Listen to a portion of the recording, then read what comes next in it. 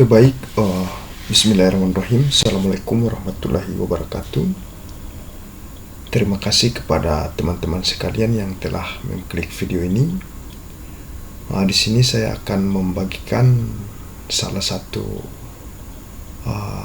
cara untuk analisis regresi komponen utama. Nah, di mana analisis regresi komponen utama ini merupakan pengembangan dari analisis regresi linear berganda, di mana ketika pada tahap analisis regresi linear berganda, data yang kita punya terdeteksi gejala multikolinialitas ataupun tidak ada yang signifikan ataupun jumlah n observasi yang relatif kecil dengan jumlah variabel yang kita miliki banyak.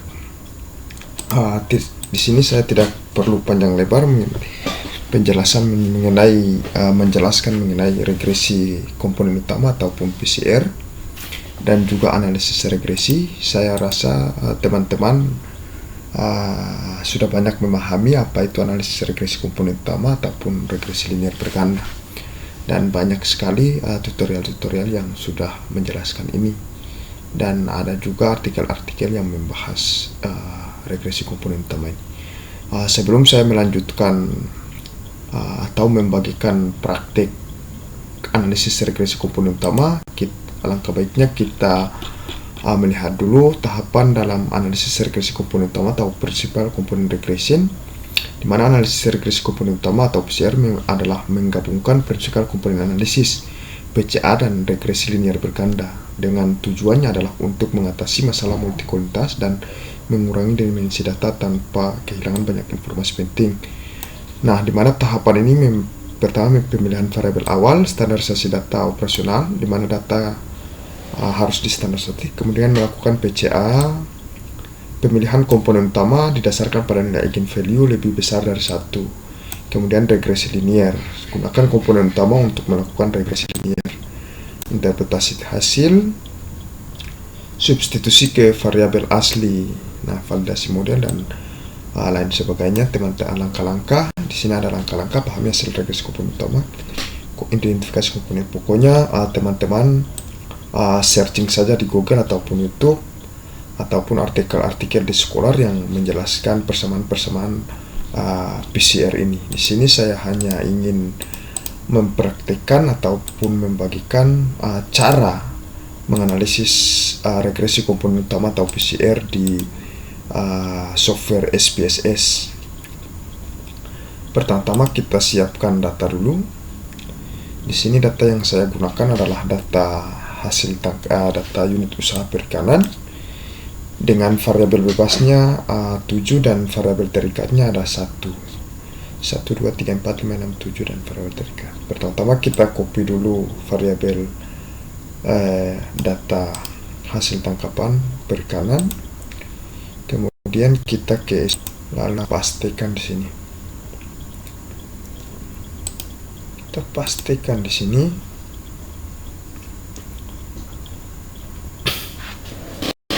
Kita ke variabel view, lalu kita ganti nama variabelnya x1, x2, x3, x4, x5, x6, x7 dan y. Kemudian measure-nya kita ganti scale karena datanya bersifat rasio. Scale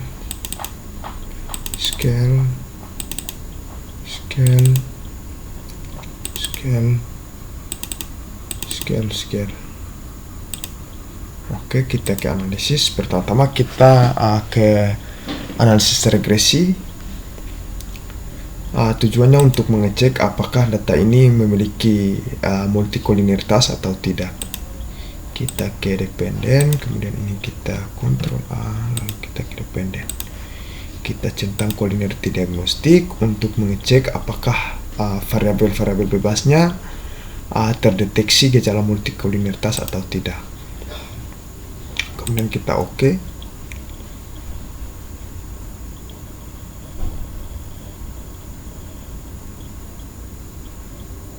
Nah, ini dia teman-teman. dapat dilihat bahwa dari ketujuh variabel bebasnya itu terdapat 5 variabel yang memiliki korelasi tinggi antara variabel bebas, variabel 5 dan lain sebagainya dapat dilihat. Kemudian pada nilai signifikansinya juga tidak ada satupun yang signifikan. Namun pada OJF tabel ANOVA di sini nilai F hitungnya lebih besar dari F tabel. Ini menunjukkan bahwa secara bersama-sama 7 variabel ini secara bersama-sama mempengaruhi hasil tangkapan. Namun pada nilai koefisien tabel koefisien tidak ada satupun secara parsial, ini tidak ada satupun yang signifikan. Nah, penyebab dari ini adalah akibat dari nilai multikolinitas atau saling berkorelasi, sehingga dalam pandangan regresi itu ini bersifat unbiased ataupun tidak bisa digunakan model regresi ini. Nah, setelah kita mendeteksi ini ternyata ada gejala multikolinitas, selanjutnya kita lakukan PCA. Kita ke dimension reduction lalu faktor, kemudian kita variabel bebas kita tinggalkannya. Ini tujuannya untuk mereduksi univariat variabel, koefisien, anti image dan KMO button. Kemudian kita continue, lalu kita korelasi matriks, scatter plot kita centang, rotasi kita pilih yang varimax, lalu loading plot, continue, skor kita pilih sevariabel, lalu display continue, kita oke.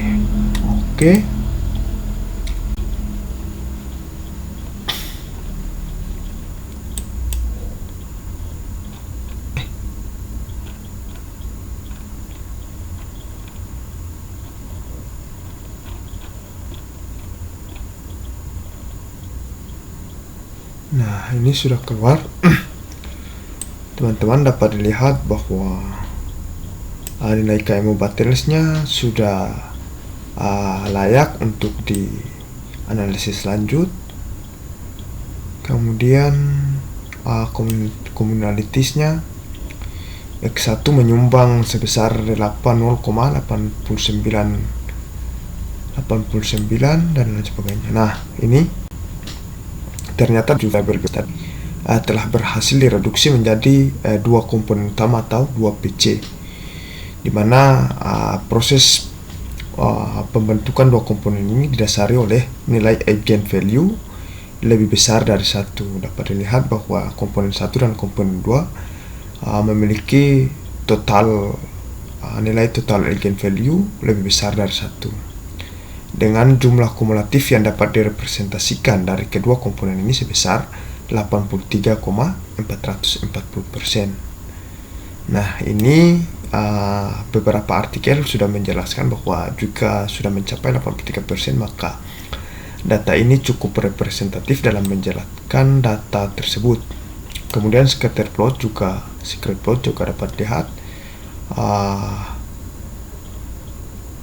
jumlah komponen 7 yang hanya nilai eigenvalue-nya lebih besar dari 1 adalah komponen 1 dan komponen 2. Kemudian selanjutnya komponen matriks, rotasi komponen matriks. Nah, ini. Kemudian kita ke ini komponen 1,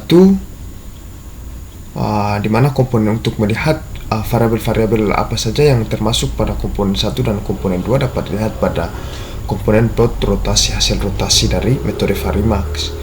Nah, di mana pada komponen 1 terdiri dari variabel X1, X2, X3, X4 dan X5. X1, X2 dan X. Kemudian komponen 2 terdiri dari variabel X2 dan X7. Sehingga hasilnya. Kemudian selanjutnya